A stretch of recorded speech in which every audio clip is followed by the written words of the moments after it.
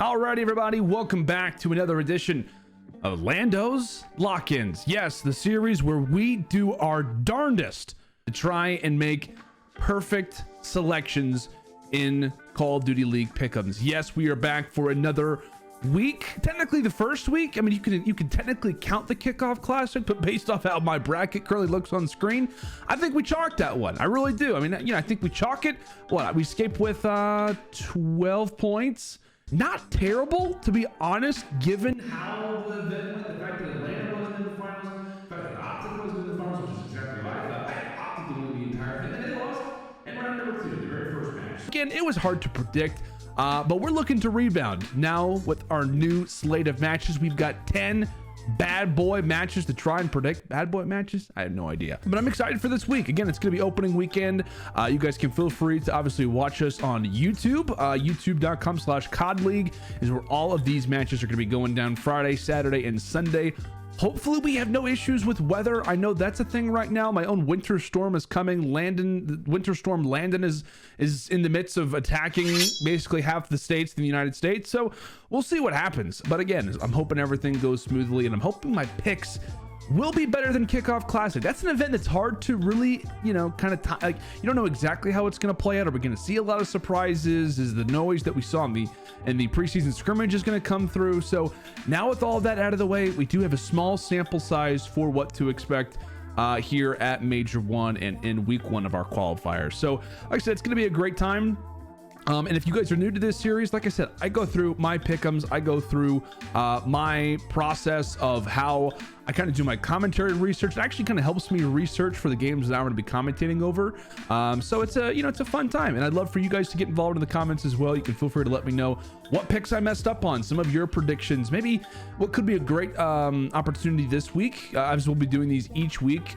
Throughout the CDL season. Let me know what match you're looking out for specifically. Maybe a crazy prediction that you guys have for this week. I would love to see it. And we have a few. I won't spoil anything, but we have a few coming into our first week as well. So with all of that out of the way, last thing I will say, you could also go and check out LandO's Logic, which is another series that we got going down here on the YouTube channel. We talked about our top 5 stories to watch coming into the Major 1 qualifier. So I will link that down in the description. You can feel free to check that one out as well. But without further ado, let's get into the pick'ems. All right, our very first match, which I do have to apologize, by the way. We have everything does not look great right now. We're in the midst of trying to set up for our online broadcast, so I apologize for this weird pole that happens to be standing here. We got some wires on the ground, so just ignore that. The camera's also in a new place, so if I'm looking over here or over here, don't worry about it. I'm looking at the pick'em screen. So let's go and get started with our very first game. Florida Mutineers taking on the London Royal Ravens. So first things first, we'll talk about Florida, right? Kickoff Classic. I think they impressed some folks out there. They were rumored to not be looking all of that great in scrimmages. They came out and really gave LAG the business, right? They go plus 46 in slang throughout that series. They would later go on to face off against the Toronto Ultra. They won the Search and Destroy on Berlin. They looked great on Search and Destroy in Berlin versus both of these teams, but they got handled overall in the respawns, and they ended up getting knocked out in that stage. So it's kind of difficult, right? Because it's fair to say that the Mutineers looked way more comfortable in their roles than we thought. There's a lot of talk that Sky's an awakening now, switching from, your main AR and your secondary AR, now turning into Flex and second SMG. How is that going to transition? At least versus the Guerrillas, it looked great. I mean, Skies came out and just absolutely dominated on the opening Bocage. So we'll see as that continues to progress how things really look. But it's hard to really know where this team sits, considering they faced off against the team that won the event, and one team that, no offense to the LA Guerrillas, I got their merch on right now, but one of the teams that looked the worst at the event. So it's like, where do you rank this team? Are they in the top? Are they in the bottom? We really don't know. But like I said, it's pretty difficult to understand where they are at right now in terms of where the other teams sit. So this would be a great series to kind of indicate maybe where they are more. One of the biggest takeaways that I did have from Kickoff Classic, like I said, was simply their Search and Destroy. They go 2-0. Granted, they only play Berlin Search, but they were amazing on the attacking side.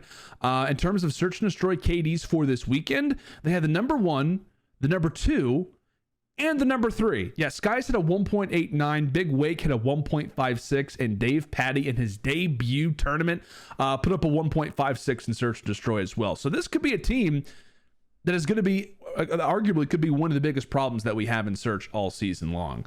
And then really just in general, talking about their stage 1, their week that we've got right now, they have got a great chance to start off 2-0, as they'll have London for this match, who we'll talk about in just a moment, followed by the Paris Legion on Sunday. So I think you're looking at a few different pieces to maybe provide what could be a great 2-0 start. I think you're specifically looking at Vivid to really challenge a player like Afro. To me, it's really all about shutting down the man that is Afro. Unbelievable talent, and we'll talk about his team, obviously the London Royal Ravens. Kickoff Classic, was expected to be a great match versus the Surge. They get 3-0'd by Seattle, and that's really all that we get to see from the Ravens. When you look at their stats, everybody but Afro pretty much took a hit in that category. And I expected London to come out and look a lot stronger than they did, so it was a little odd to not see them play as well as many expected them to.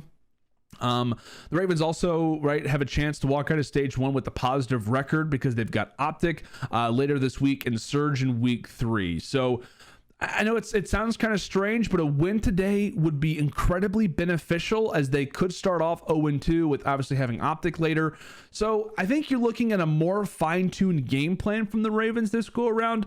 I think it's time for this roster to kind of settle down, focus. They realize, hey, you know what, we're in the online atmosphere, and they have a real chance to really improve on a lot of the little mistakes that they made versus a great looking Seattle Surge team. So in terms of predictions for this match, right, I think map vetoes are going to be big for this series, specifically in that opening hard point. I think it's going to be huge for London, as we saw Florida look great tactically on Berlin, in those search and destroys. I think that the Ravens, it's kind of hard, right? I think that the Ravens grab either the opening hardpoint or the control, but I like Florida to probably trade the hardpoints and win the search and destroy. And I think they win the control as well. This is a hard one to call. I would say out of the 10 that we have, this is probably one of the more difficult ones, like I said, because I just feel like we don't know where the London Royal Ravens are going to be at, because again, you face off against the Seattle Surge. It's not an easy match. Florida, beat LAG, and then they walk up against Toronto Ultra and then get smacked in the respawns. But I just feel more comfortable about this. I think there's more questions on the Royal Ravens. I'm looking at Nasty and Gizmo to really be the two other difference makers alongside Afro. We know what role that Zero is going to play. He's going to have some maps here and there, but he is there to set up the other guys. I don't know. I was just more impressed with what we saw. Obviously, out of the Mutineers, they walk away with a dub. But specifically with the role department, I think their search and destroy is going to look great. And again, I think that opening hardpoint is going to be huge for London. If they take that, this could go to a game 5. And I in another situation could easily call the London Royal Ravens to walk away with this series. But I am going to give the edge to the Mutineers here. But like I said, I'm looking at Vivid. If he can shut down Afro, to me, that is a guaranteed way to walk away with the dub in this series. So we'll see how it goes, but I'm going to go the Mutineers 3-1. All right, moving on. Our second match here for day number 1. We've got the LA Gorillas taking on the Boston Breach. And it was not a great showing, right, versus the Mutineers. We obviously just talked about it, right? LAG, they get outslayed by 40+. They're also one round away from getting 3-0'd in that control. Very well could have been a 3-0 sweep and a 3-0 sweep in the control. And in that game 4 that they end up getting the series to, as they did make the comeback, I believe it was on Tuscan control. In that game 4 Berlin hardpoint, I mean, I broke it down in the LandO's Logic segment that we did just days ago. But if you look at the second set of rotations, it was not good. They lost P2, they lost P3, and they lost P4. They allowed for the Mutineers to go on a 147-60 run to close out the series. So it was not a great opener for the LA Gorillas, the powerhouse that many think that this team has the ability, or rather that many believe that this team can become. And with, them obviously having, it just feels like a different franchise. It feels like a different team this year. So I'm hoping that things do turn around from that opening match. And it's, like I said, it's also hard to know where LAG stands, but discussions have already gone around about, if we saw this team begin to crumble already. We talked about that on LandO's Logic. These early matches to me are very important for this roster, right? Given the narrative around this group, if they don't win this, the matches only get more difficult, right? For LAG, they have Boston. After that, they have the New York Subliners, and then they have the Ultra. So you very well, for the LA Gorilla side, you could start off 0-3. And as we said, this team has been labeled as a ticking time bomb. You go 0-3 to start off. We're talking about points. We're talking about seeding for the very first major. I don't know. It would not be good, I think, given this team's track record if they did start off 0-3. But again, we talked about the Boston Breach now on the other side of things. Kickoff Classic for them, a much more positive side in comparison to LAG. You know, granted, we only got to see one match total from the Breach in their debut, but I think they had a lot of fans. I mean, for those that listened to the broadcast, or even if you were there in person, one of the loudest that we saw the fans, or one of the loudest times, sorry, that we saw the fans was actually during the Breach versus New York match. And a lot of people were on the side of Methods & Co. So that's something to kind of keep in mind, maybe as matches progress, as we get into majors in the future. And I will say, too, that match was an odd one, right? It was an odd one considering that it felt like New York was constantly allowing for leads to get away, right? They allow for the Breach to make comebacks in that game 2 search and destroy where they were up 3-1. They were up 2-0 in the control and probably should have lost it. And they were also up big in that game 4 hardpoint. And like I said, if we don't see that restart happen in that control, for those that know, there was like a tech issue. We restarted what was a very bad opening for New York in that round 5. We restart. New York has a totally different break off, and they ended up closing out that control. And then eventually we saw that game 5 go down because Big Cap, right, went big on that Berlin with that 8 spree. So they also got outslayed quite a bit in that series versus the Subliners. Despite it going all the way to 5, they actually got outslayed by 33 kills in that series, which is not great for Boston. Like I said, I feel like you could almost criticize both of these teams in a lot of different ways, because New York, up here, New York could have closed out that series much earlier. For Boston, right, you had a few different opportunities. If Slang was better, if they, like I said, the control obviously could have gone either way. They took advantages of the situations that they had. Just a lot of different ways that you could look at that series. But I think it's very, very important for Boston Breach to walk away with this series, much like it is the case for LAG. Obviously, for the Breach to start off well, right? They have got Paris next week, and the next 3 matches after that are FaZe, New York, and OpTic. So if you were, right, and to come into this and say, okay, well, here are my power rankings. Boston are not higher than FaZe, they're not higher than New York, and they're not higher than OpTic. Well, considering that they have got LAG and Paris this week, they got to walk away with those, or rather in their first 2 matches. They have got to walk away with these 2 games if they want to try and have a positive record come time for our major one. So something to think about. Again, a major series for both of these rosters. And in terms of predictions, right? LAG versus Boston Breach. Now, I will say these teams actually played each other just days ago in scrimmages. And I do have the numbers. Boston ended up winning the scrimmage 4-2.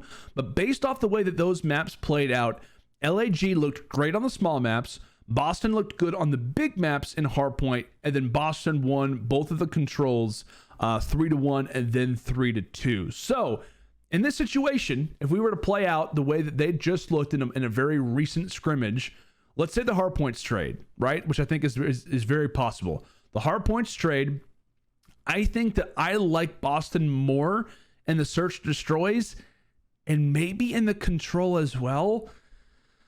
Like I said, LAG makes that comeback, but again, Boston, they looked excellent. I mean, both of these teams went to a round 5. LAG were down 0-2. Same thing for Boston. I think you do give Boston the edge there, but maybe we see a trade in the search and destroys. I don't know. I just have a feeling this goes to a game 5. I really do. I think LAG, with a sense of urgency, realize that they have to turn up. I feel like Boston, again, slang-wise, you just don't trust this team yet to maybe beat a roster with the caliber of players that the Gorillas have. So I'm gonna give Breach the dub, but I think it goes to a game 5. I think that LAG give it their best, but at the very end of the day, I think for Breach, you're looking at this team to be a threat in search and destroys as the season continues. That to me is going to be a big thing for the Breach.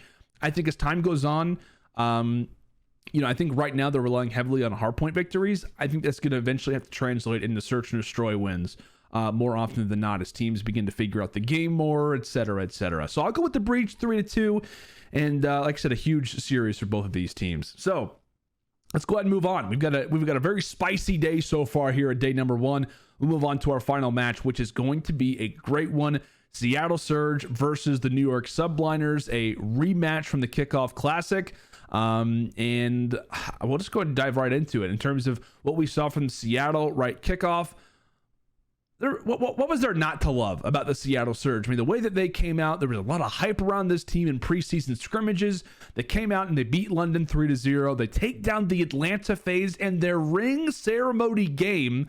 And then they go on, like I said, who they're facing off against now. They take down the New York Subliners at 3-1, and then later went on to the finals versus the Toronto Ultra. They gave it their best shot, but they did lose in that finals 3-1. The one thing that I was super impressed about, and again, I know I keep talking about it, but we did discuss this on LandO's Logic, was the level of consistency from this team, right? It was not just a dominant hardpoint team. No, they looked great in the search destroys. Their control was looking so solid as well. And that just is a testament to the young talent. That's a testament to the work that Accuracy and the coaching staff have built, game plan wise coming into the season. Just truly an incredible weekend for the Seattle Surge, for the fans, for the franchise. I think they left this weekend more excited than they've ever been in CDL history, right? Throughout the past 2 seasons.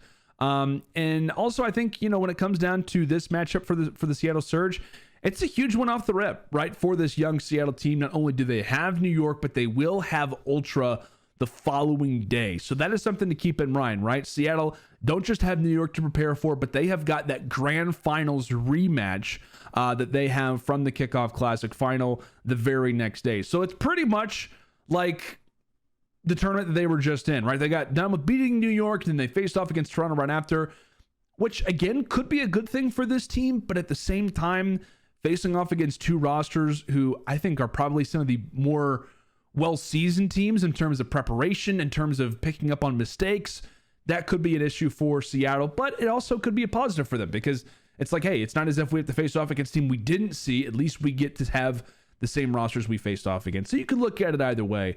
But I will say as well, when we did see Seattle beat New York in that semifinal game, they absolutely overwhelmed them with kills. They went plus 56 in that series. Nobody was lower than a 1.16 KD. So you'll look for that consistency and for that pressure to continue in this match. And now at the same notion, right? New York Subliners Kickoff Classic, despite having like 10 days of practice with Hydra coming back from France, Subliners had a solid showing. It's a little choppy in that series versus the Boston Breach, but they're able to clutch up and get it done in that game 5, as we talked about earlier. They later went on to beat the Rocker in a 3-0. Directly after that series, they then fell to the Surge 3-1. And as I said, slaying really seemed to be the biggest problem. I mean, if you're getting outslayed by 50 kills, you can kind of predict how that one is going to go a majority of the time. And I think you have to really assume that the New York Subliners, much like your Torontos, much like, whatever team you want to throw out there who has great teamwork, they're going to utilize this extra time that they have finally got to improve on their game plan, to really work on strategies. And for New York, right, they're going to have to really battle throughout these 3 weeks. They have got LAG the following day. And then looking ahead at their schedule as well, after LAG, they've got Thieves in week 2, and they've got Breach and FaZe to worry about in week 3. And based off the kickoff, LAG, from an on-paper standpoint, could be their really only guaranteed win. So a victory here versus Seattle would be big because, like I said, you've got Breach, you've got FaZe, and you have Thieves all waiting for you. So this could already be a must-win game for New York in terms of if they want to have that positive record, which of course we know that they want to. Really throughout this entire major, throughout all of the Major 1 qualifiers, the player that I am without a doubt looking out for is Neptune. He puts up a 0.86 KD at the Kickoff Classic. And I know for a fact that this guy can be a top level slayer. I've seen him do it in scrimmages. I've seen him do it in regular matches. Last year with the Mutineers, he has the ability to take over games. It's about getting that on a consistent basis. And you could obviously toss that up, that 0.86 KD, to being in a new role, being on a team that's not, as well practiced. Without a doubt, he really is going to utilize that practice. And obviously having with, guys like Clay and Krim along, with him as well, you expect him to turn things around from that 0.86 KD, which we know, like I said, at least for me, I expect Neptune to be a 1.1 KD type of player. Now, in terms of predictions, right, this is a big one. You had the rematch. Seattle gets the job done last time. And as I said, last time around, it was Seattle overwhelming New York with this line, plus 56. I feel like we know what to expect from the Surge. To me, it is more on New York. I think, like I said, it's going to be on to Neptune to see how he performs, how he steps up. If that's the case, I really like the battle that we're going to have between the SMGs and Mac and Pred versus Hydra and Neptune. That to me brings up something really interesting. It's hard to call this one because I think that New York are better than they were, and that could still mean that Seattle win, but doesn't mean that they win it the same way that they did last time, especially if Neptune is stepping up. That heavily changes things. Like I said, Surge, a consistent, a well-rounded team with players who could put up kills. I honestly, I really want to say that the Subliners come away with the upset. I just feel like they could come out with some fire, knowing that they have some practice under them finally. But I am going to give the W to the Seattle Surge. Again, just a very well-rounded tournament that they have at the Kickoff Classic. This is not going to be a team who just falls in the standings, right? This is going to be a team, at least in my eyes, who all season long will be in that top 5, top 6 based off what we got to see. And that's, that's worst case scenario, I think, for the Surge. So we'll see what happens. But I think in that rematch game, Seattle still get the best of them. But this is one that I'm circling. This is one that if I were to get one wrong on this opening day, I think it would be this match. That would be the one to do it. So we'll go ahead and move on to our first match of good old CDL Saturday, February 5th. We're starting off with Paris Legion versus the Atlanta FaZe. Paris Legion at the Kickoff Classic. I was really hoping that they'd be able to give the Thieves a run, especially with the tweet, right, that LAT comes out with saying that we got a first round bye at the tournament. They received a lot of online hate. Everybody's like, okay, who's in your power rankings, but seriously, who's in your top 11, because we know who's going to be 12. Just a lot of unfortunate flack thrown toward the Paris Legion players. And looking back at that series versus the Thieves, I think that they really put themselves in a difficult spot, especially based off the vetoes. And I know looking back at the event, it's easy to kind of call out, oh, they should have done this, or, look, in the matches 2 and 3, they played these 2 maps as well. No, if you watched LA Thieves in off-season scrimmages and preseason scrimmages, whatever you want to call it, Gavutu Hardpoint was without a doubt their best hardpoint. You go look at Scrim Intel, CDL Scrim Intel on Twitter. You can look at the numbers. Without a doubt, their best hardpoint was Gavutu. You scrimmed against this team. You knew they were good at Gavutu. And what do we see off the start? We see a Gavutu hardpoint where Paris actually did look good off the very first few opening hills, but the Thieves were able to capitalize on that victory. They went into Desert Siege, where we know later on, I don't blame that on Paris, but later on, we saw what Thieves were able to do on that map. They start things off well versus Paris. We go back to Gavutu for Control, and then on to Tuscan for map number 4. So, I don't know. There's still questions around Paris Legion if this team has real upset potential. I mean, are they going to be a team that, can take down a top dog from time to time? Are they going to be one of these rosters who is a specialist at one of our 3 game modes? That can maybe, send a team the distance. If we're talking about Paris Legion of old, right, back in that MW season where everybody had them at number 12, the way that they were able to shock everybody was through Search and Destroys. It was through S&D, and it was through some good map vetoes on Control. That team loved Gunrunner, and nobody would ban it against them for the first 3 weeks or 4 weeks of the entire CDL. So I'm looking at Legion to be better tactically. And I'm looking for them to be specialists in one game in particular. And I feel like it could be Search Destroy. That could be their mode. But I think that you're looking at this team for the future to really be a roster who is one of those 2, 3, and 5 type of teams. Steal a respawn. If it's a Control, great. But just steal a respawn and then get the job done in the Search and Destroys. But I want this team to be a problem tactically. I think that can be the way that they aren't a bottom 12 team, in terms of top 12. Being the last place roster, that is the way that they can elevate themselves. Now in terms of Atlanta FaZe, right? one of the biggest surprises of the entire tournament. This roster comes into their match versus the Seattle Surge. As I said, they literally just got their rings on stage, and they come through and they dominate them, actually. On the opening bocage, you know, myself and Study, who were casting this series, were like, okay, you know, I was telling him, I was like, I think that Seattle have the ability to maybe compete. And then we saw that opening bocage, and I was like, okay, I'm an idiot. I was wrong. I still am an idiot. But nonetheless, we did go into that Tuscan Search and Destroy. We all know the story, right? It comes into a wild ending in that round 11. Sib goes on to take down the final 3 players, has that crazy 2-piece, and then clutches it versus Arstees in that 1v1. One thing too for Seattle, they came through versus, to take down Atlanta on Gavutu control. They 3-0'd this team. And that to me was a shocker, considering that Atlanta had an 80% win rate. We have not seen a team have a better win rate on any game mode in CDL history than Atlanta FaZe on control last season. So the fact that they come into control this year versus the new Seattle team, granted it's their very first series. It's on Gavutu, but to get 3-0 was a little surprising.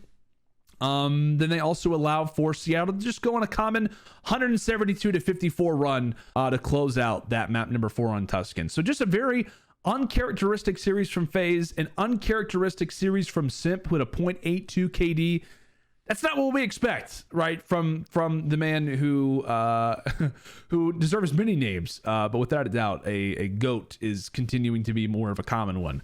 And just in regards to this series, I mean, I'm going to be more direct about it. I think that FaZe have got to be boiling after that loss. I think that they took that loss serious. I think they're seeing some of the flack that they've gotten on social media after a loss like that. They're seeing Sib, who was their substitute last year, come through and beat them. They're seeing Pred get a lot of praise. They're seeing Accuracy get a lot of praise. They're seeing Matt get a lot of praise. And I think that they're fuming a little bit. I think they're angry that they lost their ring ceremony game. Not to the point of like, you know, that they're gonna crumble, but I think they're gonna come out and take out their frustration on the Paris Legion. And I think it's gonna be a 3-0. In terms of a point of attack for Paris Legion, I think it's going to have to be in the vetoes, but I just don't know what you do versus Atlanta. I don't know how you try to take down this roster. I know Paris like to play the big maps, but whenever I've seen Atlanta on Gavutu, I feel like they're great with Simp in that third auto out. I just don't know what Paris can really do in this series, especially, like I said, considering that I think Atlanta are just going to take out their frustration on good old Paris here. So, like I said, I think it's a 3-0, and we'll go ahead and move on to our next match of Saturday. Right in the center, we've got OpTic Texas taking on the London Royal Ravens. OpTic Texas, unfortunately, similar fate to Atlanta FaZe. They go out in their very first match, which to me was one of the biggest surprises of the entire event. I was being told by everybody that this team was the most complete roster. They looked great in control. I was told they were looking amazing in hard points. They're really figuring things out in Search and Destroy, and a few of the scrimmages that had been talked about from team to team and from manager to me and whatnot. So I was very surprised that they were not able to walk away with it. I thought it was going to be a dominant victory because, to be honest, LA Thieves hadn't really impressed me in off-season scrimmages, at least from what I got to see. They were making some big strides, I will say, from day to day, but I just didn't think that they were on the same level as OpTic Texas, who had been looking great throughout a majority of all of our preseason scrimmages. So like I said, we start with OpTic Texas. To me, it really starts and it ends with the vetoes. Shotzi has talked about this. He's went on record already discussing it. Scump did not have a great series for his standards. He puts up a 0.83. He's talked about it on stream. How he just did not feel comfortable. The team just did not look well coordinated, and maybe being in that LAN environment in front of fans who were absolutely going wild for that series, maybe just cut them off guard. I'm not exactly sure, what exactly went down. But despite how the Kickoff Classic went, these first 3 matches are perfect in my eyes for OpTic Texas. And the reason is this. This is one of the best schedules, I think, that OpTic Texas could ask for. Because it allows for them to work on their game, to figure things out in preparation for the final big 2 games that they're going to have here at the Major 1 qualifiers. They have London to start, who did not look good at kickoff, getting 3-0'd. They'll obviously have played a match coming into this game, so they will have played the Mutineers coming into this match. And then after this particular series, they'll then have the Minnesota Rocker, who got 3-0'd by NYSL. They did not look solid, making a lot of mistakes that they did last year. So that'll be Rocker's first match. It'll be OpTic's second match. And then they're going to have the Paris Legion, who will have played 3 games up to this point. And if it were to go based off the way that you'd expect predictions to, if it were to go off, if it were to go based off of power rankings, this team could be, in terms of Paris Legion, they could be 0-3 coming into this match, or at best could be 1-2. Who knows? Maybe they surprise and go 2-1. But if you were to go off of odds, 0-3, maybe 1-2. If that's the case for the Legion, you got to expect if they're 0-3, they're not going to have a ton of morale, right, coming into this OpTic Texas match. If they do lose to Atlanta FaZe the way that I expect them to, this could be a great third victory for OpTic Texas. So if they take down London, they take down Minnesota, and they take down Paris, then you've got the Ultra to face off against, who will be phenomenal, you'd expect, right? They're obviously playing against the team that won the Kickoff Classic and the roster that constantly stopped OpTic from winning last year. And then they also have the Breach to close out their qualifiers, which could be, and I expect to be, a tough test. So while this could work out well for OpTic, right? I mentioned, I think this is a great opportunity for them to really catch their bearings, to figure out some of the mistakes that went wrong, to fine-tune those strategies for Toronto and for Boston. At the same time, any losses in their opening 3 would instantly raise a red flag, right? It would instantly raise a red flag if you were to lose to these 3 teams, who by many are expected to be in the bottom side, especially London and Paris. There's a lot of questions on where Minnesota could be, and I think that London will be better than people expect. But if you were to go based off what a lot of people think, a loss here wouldn't be great by any means. They have a great chance of going 4-1, if not maybe a 3-2 performance. So I think that OpTic really, just in general, have a good Major 1 qualifier set for them. I think at lowest they would start off 3-2. You'd be surprised though. Like I said, to me, the biggest talking point is if they lose any of these opening 3, that's when problems could arise, because then, you're 2-1 coming into 2 big matches. Let's say you lose versus Toronto, and then you have Boston Breach to worry about, who could be a really big wild card. That's where things could start to get a little bit dicey. But again, you like OpTic's chances to really take advantage, at least in my opinion, of what is a great schedule for them, at least here at Major 1. And then now, I know we've talked a lot about OpTic. We've given them a big spotlight, but we've already discussed a decent amount about the Ravens. As I said, we've already chatted about them. I've got them losing versus Florida.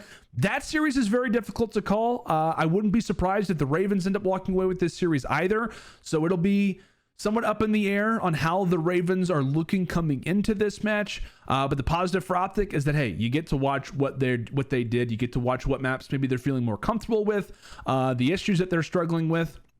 The way that I would look at this series is I'm looking at the SMG line. I think that this team in the London Royal Ravens bases things a lot off of Afro. I think if he's playing well, and the rest of the team is kind of building up around that, that's where problems could start to arise. So I'm looking specifically at that SMG line. I'm looking at Scump. I'm looking at Shotzzy.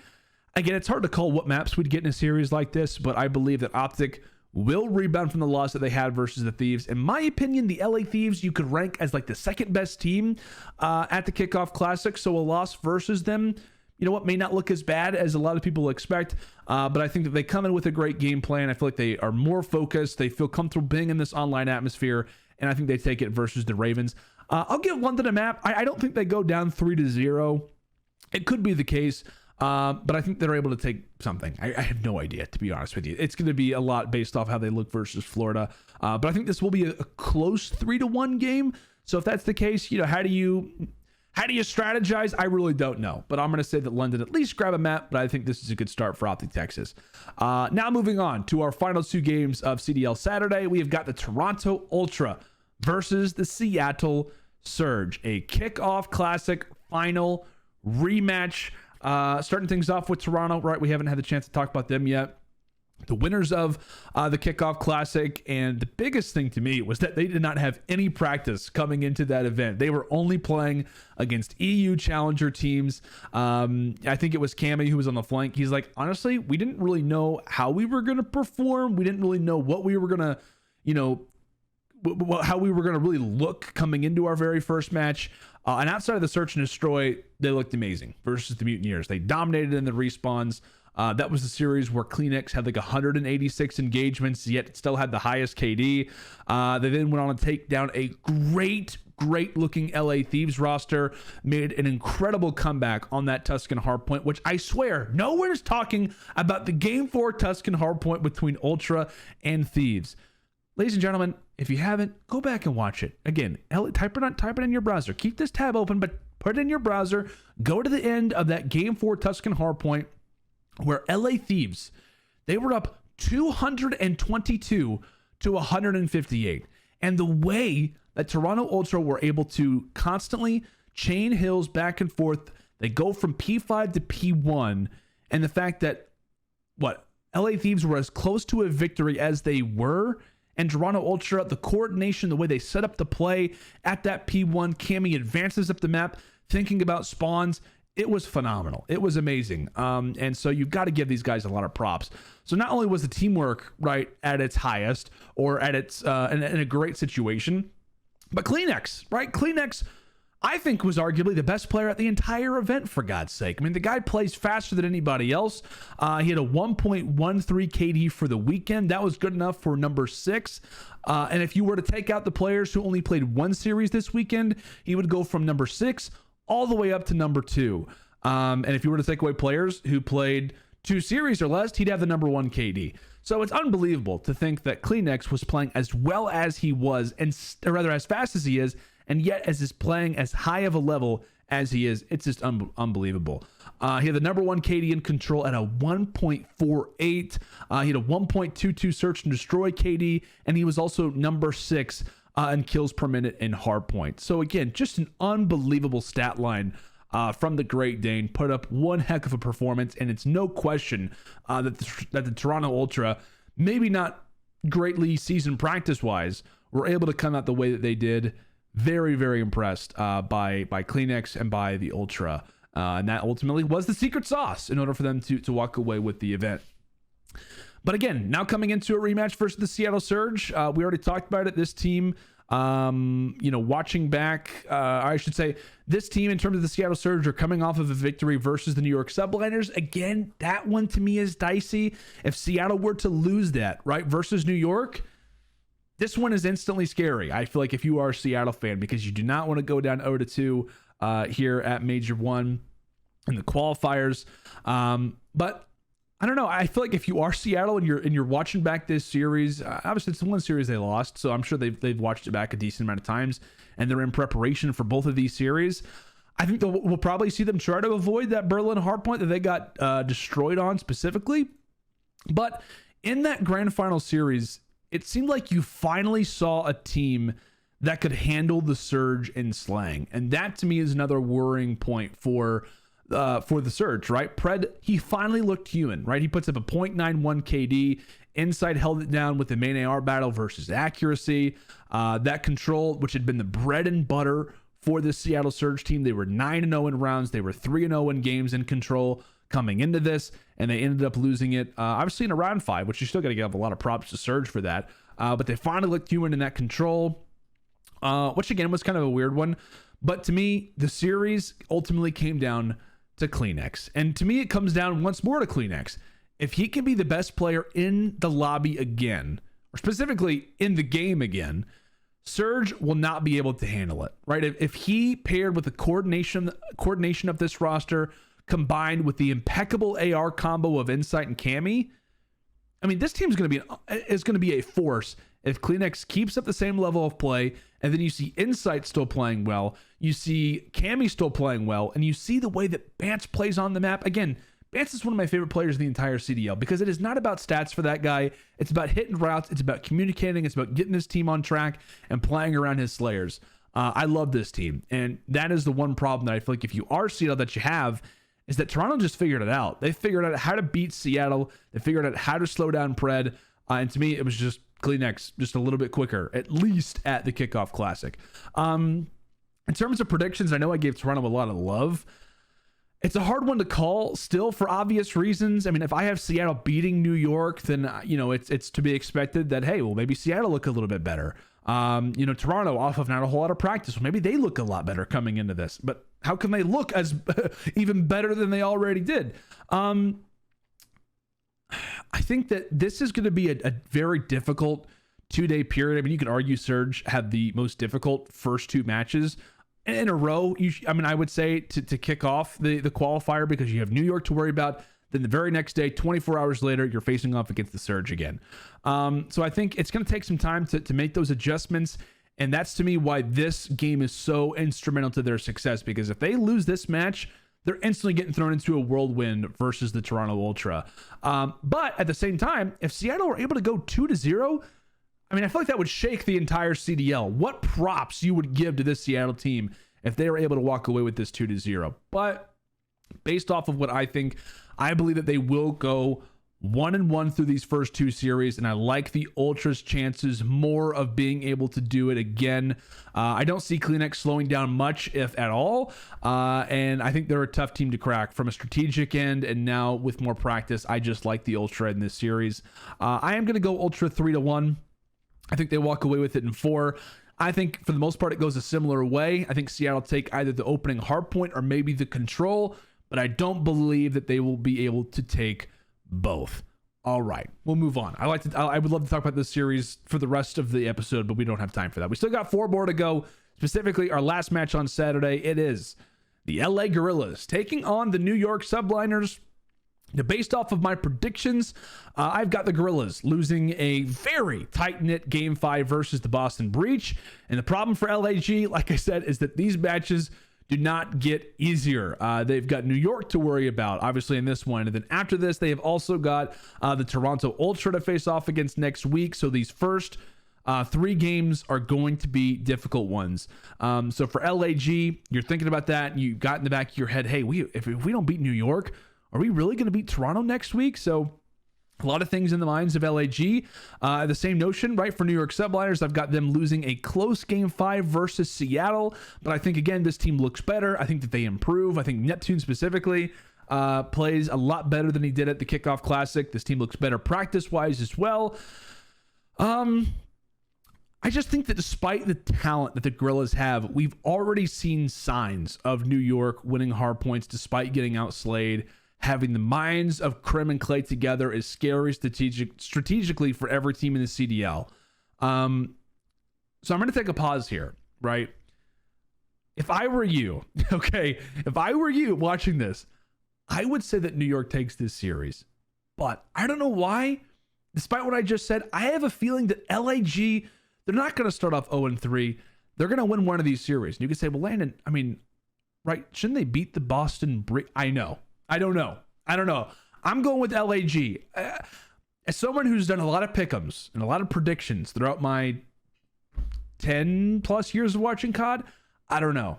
It's just, I have a feeling sometimes it's usually wrong, but I just think that LAG are going to win it 3-1. No clue. Again, if you're watching this, I recommend you take the Subliners, but I'm going to go with the Gorillas for no real reason. And sometimes you have no idea how teams are going to perform. Like I said, if I were to go based off of power rankings, which is normally how most of the predictions go in my mind, like I usually take the favorite, you're going to have some matches that just don't make sense. Again, I mean, if you were to come into, like I said, this is the Kickoff Classic bracket. If you were to tell me that Seattle was going to beat the Ravens, then beat FaZe, then beat New York, I would have called you a liar. I would have said, well, yeah, Seattle are going to look good, but they're going to beat all 3 of those teams? They're really going to make it to the finals? I think the same thing could be said for a few of these series as well. But again, I think this is the one to keep in mind. In all seriousness, I just think that LAG are going to be a roster that sometimes they're going to be able to turn it on, but they're not able to control whenever they can turn it on. And so I think they will look promising versus Boston despite not getting the victory. But I don't know why. I just think they take it versus the Subliners. There's nothing else that can be said. I'm going to move forward and just pray that that is accurate. Because if it is, oh boy, we could be looking at a pretty nice bracket or pretty nice predictions coming into week number 2. All right, day 1 is done. Day 2 is done. Let's move on to Sunday. Our first Sunday of the Major 1 qualifiers. Why is that significant? I have no idea why I just said that. Florida Mutineers versus the Paris Legion.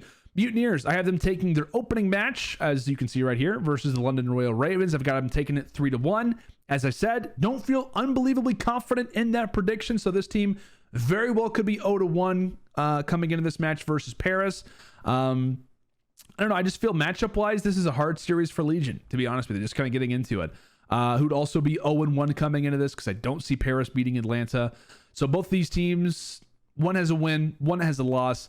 I just think that matchup wise, like Florida, if they can be good at Bocage, that's going to be a huge talking point for them throughout at least Major 1. Because if this team can be good at Bocage, yet they also got 3 players who are very accustomed to rocking an AR, with Vivid, who can be unbelievably difficult to deal with in the close range, you know, you can have a team that's great on Bocage and Kavutu. And what more could you ask for than a team that can do it both ways? Anyway, we'll move on. To me, the biggest point of emphasis for this series is going to be on the SMGs. In terms of if we do see a Bocage or if we do see some more close range of maps, I think that both of these teams are going to be cool with playing bigger maps, but you know, you could see some vetoes come in. We could see some surprises. But I think this will be a big break for the Mutineers. I still don't by any means count out the Paris Legion. I think that they've got talent, but I'm going to be looking at John specifically in this series to really be a difference maker, to not have a great kickoff classic, in that one series versus the LA Thieves. I don't know. I just need to see the slaying power come out from Paris. And I think that Dave's going to be getting better as time goes on. To me, I think that it kind of frees up Caesar or Skies, right, to be more of a natural slayer with the SMG in his hands from time to time. He's obviously going to be great with the automaton. Like I said, Awakening looked great in his new role, and I don't know. I just think in general for the Florida Mutineers, they, with this shocking role change, could be freed up and feel more comfortable to do what they need to around the map. So I am going to give the Florida Mutineers a victory here. I think that Paris could send this to a game 5, but just based off the way that I had the Mutineers winning this series, I think they take it as well versus the Paris Legion. I don't know what map or it can necessarily be. I do like the Mutineers, despite what we've only seen we've only seen them dominate on Berlin. But I'm going to assume that those strategies and that great teamwork will translate to other search and destroy maps as well. So with that being the case, I think they take the search and destroy. I think they at the very least trade hard points, and I don't know. I don't see the Mutineers dropping 2 respawns, and I don't see them losing the search and destroy. So with that, I will go Mutineers 3-1. Paris start off 0-2. Florida start off 2-0. How's about that for the Mutineers? Next one. LA Thieves versus the Atlanta FaZe. All right, this is our very first chance to be able to see the Los Angeles Thieves here at the Major 1 qualifiers. I was very impressed by what I saw from this team at the Kickoff Classic. Now, again, I know a lot of people are going to say, you know, you look at their placement or you look at a few of their games, like, yeah, they beat OpTic and they beat Paris. You know, that's great. That was really it. No, it was not it. That was not at the extent of the Los Angeles Thieves.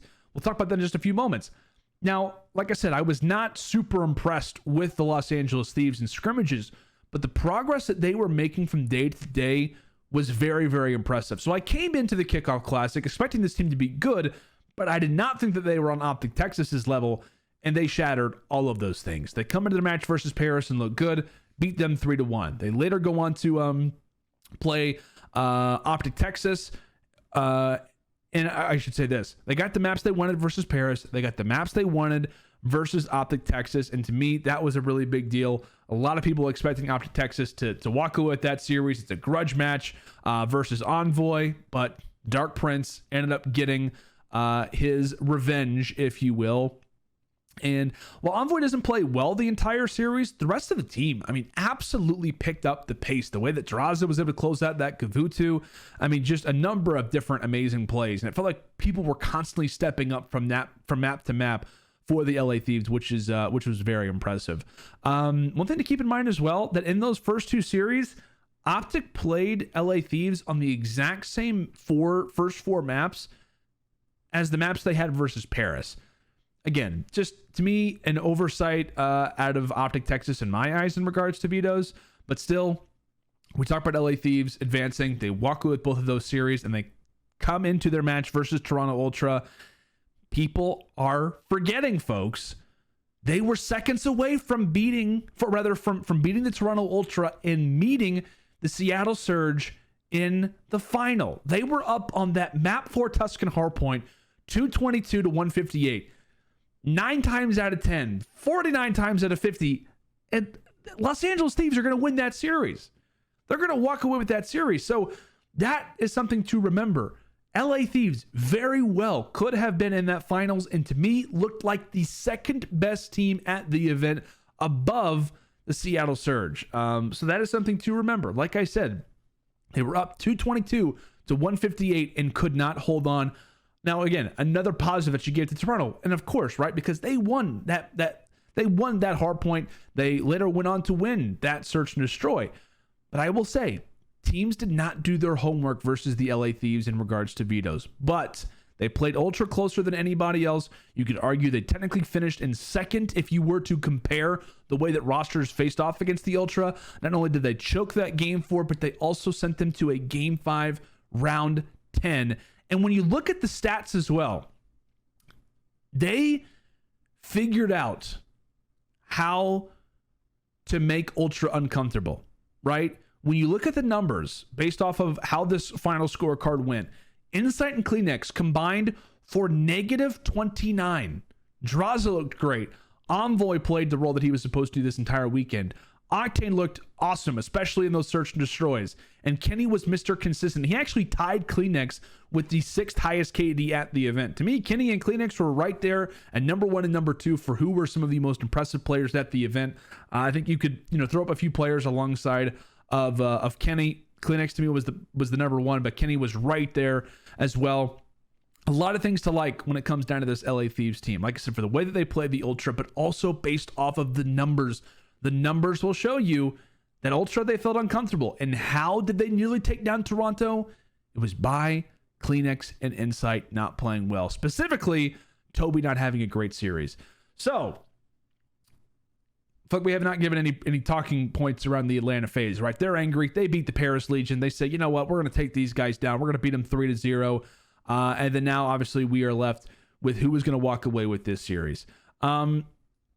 I don't know. It's a hard one to predict, right? Because Atlanta, how great are they? How good are they going to be in this match versus the LA Thieves? To me, it's a bigger focus on Atlanta because I think we know what to expect from LA for the most part. It's a hard one to predict, but I think I am going to go with the LA Thieves to take this, and that could be a surprise to a lot of people. But I was very impressed with what we saw from the Thieves, and I really like their hardpoint game right now. I think they can be crafty and search and destroy, and they only seem to be improving in control, despite a lot of the questions on this team's SMG line. I don't know, man. Draza was taking over in maps. Envoy was playing the role that he has been waiting to play, to be a guy that's always in the flank, that's causing problems in the setup, who is a great communicator in game. And then alongside the phenomenal event that Kenny had, as well as Octane, this team just looks to be super, super complete. Now, this could be a major oversight on my part, and I think that Atlanta will look to expose the weaknesses of LA Thieves, but I don't know, man. I just think that LA are still a very solid roster, and I think if they can take that opening hard point, I think that we've got a game 5 on our hands. I do. I think that we have a game 5 on our hands, and I'm going to give the edge to LA Thieves here, which, again, is probably a big surprise for a lot of people. I just feel like LA Thieves are not getting enough love for the way that they played at the Kickoff Classic and how great they look specifically versus Toronto. I know I keep saying it looks so good versus Toronto Ultra, but you got to trust me. It's true. So like I said, this is probably another upset, but hey, you got to have some. You got to have at least 2, if not 3 or 4, weird results or upsets in these opening 10, because this is going to be a crazy week. And what could be a crazy, closeout for opening weekend is going to be OpTic Texas versus the Minnesota Rocker. OpTic Texas, I have them getting a nice victory over the London Royal Ravens the day prior. They get the job done in 4. Minnesota Rocker, meanwhile, are in their very first matchup of regular season play. And really, a Kickoff Classic for Minnesota, not much to write home about. They did not have a great week when it came, did not have a great performance when it came down to that opening matchup versus the New York Subliners. They get 3-0 in that series. They lost a very close Bocage hardpoint, despite getting outslayed, despite outslaying New York by 26 kills. Again, it sounds weird to say that you outslayed yet still lost, but yeah, they outslayed New York by 26 kills on Bocage, still lose. They lose the search and destroy, which was a very close game. And that should be their go-to mode. Then they later would go on to drop the control in a 3-0 fashion. And to me, one of the biggest deals was the search and destroy, right? You lose that.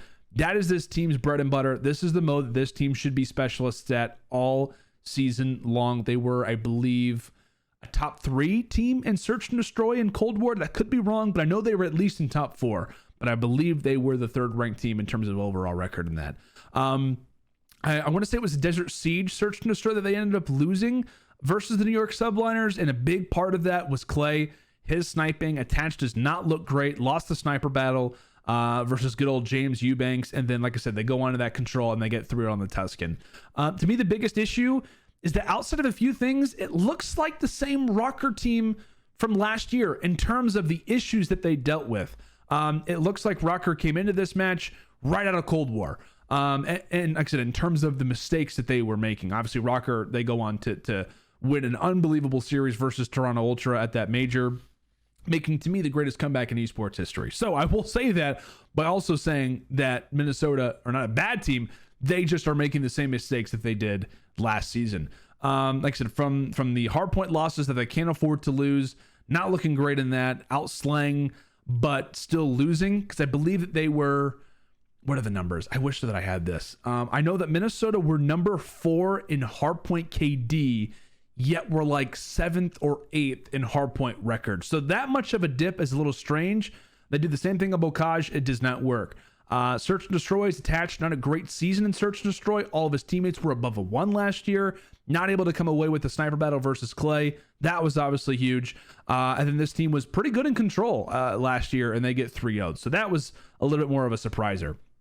And the one thing for Rocker that I want to circle, I know I talked about a lot of the issues that they made, but the one positive for them, right, is that they are going to be able to watch OpTic and prepare for OpTic throughout this entire week, right? They are one of only a few teams, right, LA Thieves included, who don't have any matches except for the one on Sunday. So I expect for Minnesota to be very well prepared. I expect for them to come out with a way better game plan, to be prepared in the vetoes, especially versus this OpTic Texas team. And one thing that I'm specifically looking out for in regards to the Rocker, I want to see this duo perform.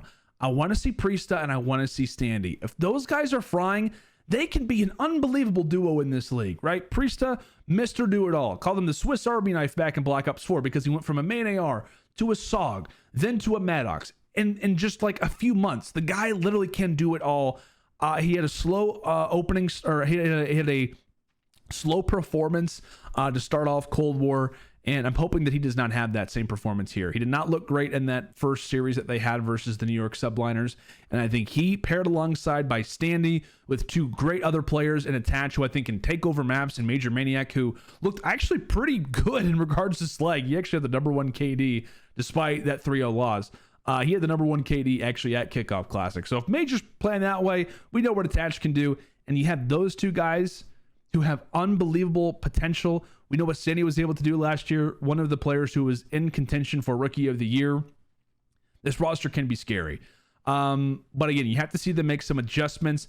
And one thing for Minnesota, I believe that they have Seattle and Atlanta to face off against throughout these next few weeks. So they need guaranteed wins, and they'll most likely need one upset. So whether or not it's going to be versus OpTic, whether or not it's going to be versus Seattle or Atlanta, they're going to need to probably take one of these 3, along with not dropping maybe matches that you'd expect for them to take versus some of the lower caliber rosters and power rankings. So I think Rocker do show us improvements in terms of predictions. I think Rocker do show us some improvements. I think they maybe take the search and destroy, or maybe even the opening hardpoint, depending on what it is. But one of those, maybe along with the control, but I don't really know exactly what they'll take, to be totally frank with you. But I think that OpTic Texas are able to ice up, and I think they will close out the week going 2-0. But I think this does go to 5. I do. I think that this one goes all the way, goes the distance.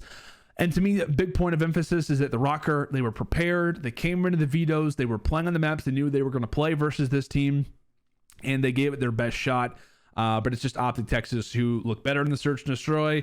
They hand over that sniper, maybe now to Dashy, and maybe things change up in S&D. But I don't know. That's just the way that I expect it to go. And those are really going to be the predictions. We are clocking in at right now an hour. Oh boy, this is going to be a long upload, but it's going to be a fun one. I hope that you guys did enjoy the full-on breakdown that we went in regards to these matches. For future, these are not going to be this long, I promise. I know I say that for every video. Every video is like an hour long, and I'm like, don't worry, the next one's going to be shorter, but it actually will be. I promise. It's actually going to be shorter for future weeks. You can kind of treat this one like a podcast. But like I said, with all the information that we learned at the Kickoff Classic, it is too much fun to talk about these games. So I hope that you guys did enjoy the breakdown for all of these games. Like I said, if you've made it to this point of the video, make sure, don't forget to comment on this video and to let me know what is your biggest upset you think that will go down at our opening weekend. If you guys have not done so already, make sure to get your pick'ems in. You can feel free to do these each and every day. They lock just before matches kick off, which I believe is at 3 p.m. Eastern time. Don't quote me on that, but that's what this says, and I'm pretty sure it's adjusted to my time, which is 2 p.m. Central. Like I said, matches kick off on February 4th. That's this Friday. We've got matches going on Friday, Saturday, and Sunday. We've got 10 great games, and I hope that you all will be there to join us for it. So it's going to be a great time. Get your pick'ems in. Make sure if you have not done so already to like this video, leave me a comment, click the bell, because like I said, I've heard that's a great thing to do, and expect some more content to be coming out of this channel, whether it's LandO's lock-ins each week or it's LandO's